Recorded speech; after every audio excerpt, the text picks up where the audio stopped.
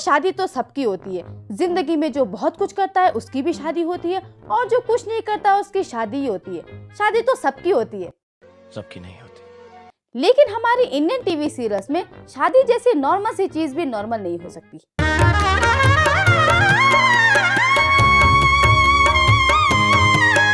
तो इस सीन में हीरोइन जा रही थी, तभी रास्ते पे वो हीरो से टकराई और उसका दुपट्टा हीरो के हाथ में फंस गया और हीरोइन अग्नि कुंड के चक्कर लगाती रही, 7 चक्कर, और उनके फेरे पूरे हो गए। भगवान कसम, क्या प्रोग्राम दिखा दिया तूने।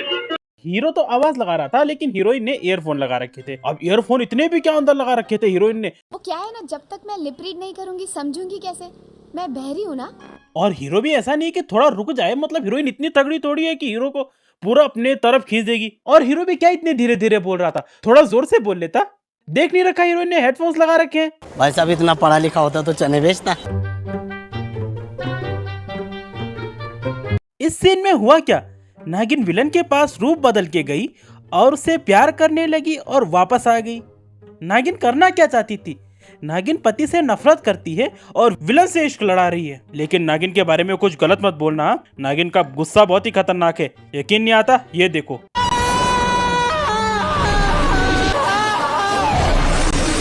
अरे वो बैल को खूंटी से बांधो, खा पी कर बहुत आवाज कर रहा है। नागिन गुस्से में चिल्ला रही है या फिर गाड़ी से उल्टी कर रही है? नहीं नहीं नहीं नहीं, मेरा शक गलत था, उल्टी ही कर रही है। अमेरिका क्या कहता था? क्या हो तुम? आज हम कहते तू क्या है बे?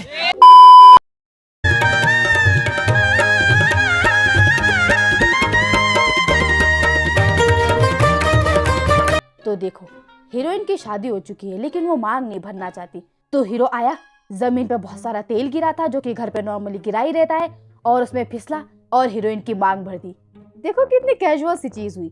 हीरो कैजुअली आया, जमीन पे कैजुअली बहुत सारा तेल गिरा था, हीरो फिसला और टप से सिंदूर पे हाथ लगा और हीरोइन की मांग भर दी। ये नालायक अगर ऐसा ही फिसलता रहा तो किसी दिन इसने बस हीरोइन की आंख फोड़नी है और कुछ नहीं। अब मैंने ढंग से देखने की कोशिश की कि उसने सही में मांग भरी भी कि नहीं। अब मुझे तो दिखा नहीं, बाकी कनेडियन लेट जाने। वो तो अच्छा हुआ कि हीरो फिसलते हुए हीरोइन की ओर गया। अगर कहीं पलंग के कोने पे सिर लग जाता या उसी आईने के आगे सिर फूट जाता तो हीरोइन को मांग भरने की जरूरत ही नहीं पड़ती। हीरो का नाम पूरब है लेकिन इसका सूर्यास्त हो जाता। चलो, वरने मांग भर दी, अब एक्सीडेंटली मंगलसूत्र पहनाइए।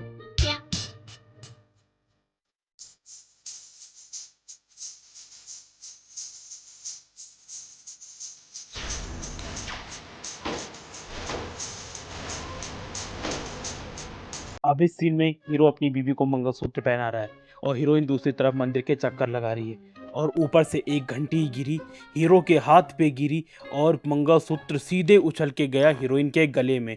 और शो के हिसाब से यही भगवान की मर्जी है, यही विधि का विधान है। अब एक बात बताओ भाई, अगर वो मंगलसूत्र गलती से पंडित जी के गले में गिर जाता तो पंडित जी क्या कहते कि जजमान आज से हम दोनों पति पत्नी हुए? कोई सेंस है इस बात का? तुम्हें लग रहा होगा इस सीन में न्यूटन के साथ खिलवाड़ हुआ है, लेकिन नहीं, ये न्यूटन की गति का चौथा नियम है, क्योंकि इस नियम ने न्यूटन की गति के नियम का चौथा निकाल दिया।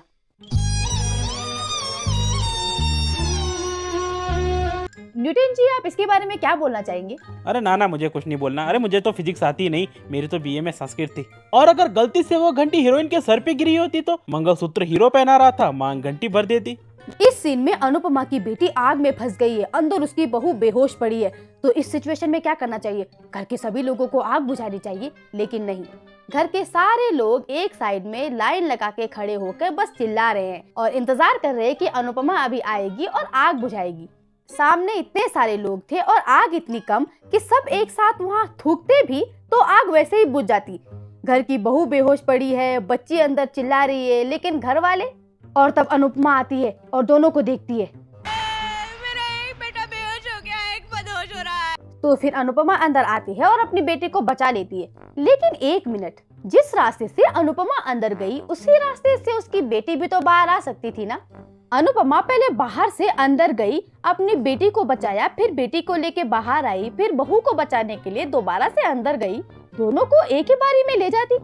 ये क्या बार बार अंदर बार कर रही है? अरे अनुपमा, जाइए, क्या कर रही है आप? अरे आवाज क्या लगा रही है, जाइए। अरे बेटी होश में थी, बहू बेहोश पड़ी है, वो खुद कैसे आएगी? अरे अनुपमा जाइए, अनुपमा जाइए। हे भगवान, मार दिया बेचारी को। और जिस रास्ते से अनुपमा अपनी बेटी को बचाती है वो रास्ता था कितना मुश्किल।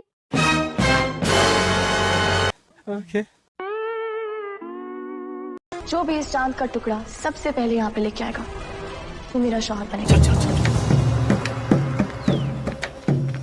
गाड़ी स्टार्ट कर।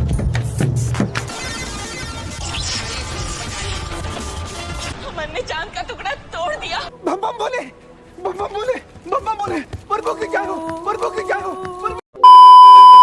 तो चलो हो गई वीडियो खत्म। अगर वीडियो पसंद आई होगी तो लाइक कर देना, शेयर कर देना, सब्सक्राइब कर देना, प्लीज सब्सक्राइब कर देना। लोग देखते हैं लेकिन सब्सक्राइब ही नहीं करते। और हाइप कर देना प्लीज, हाइप हाइप हाइप कर देना प्लीज। मैं तैयार हूं।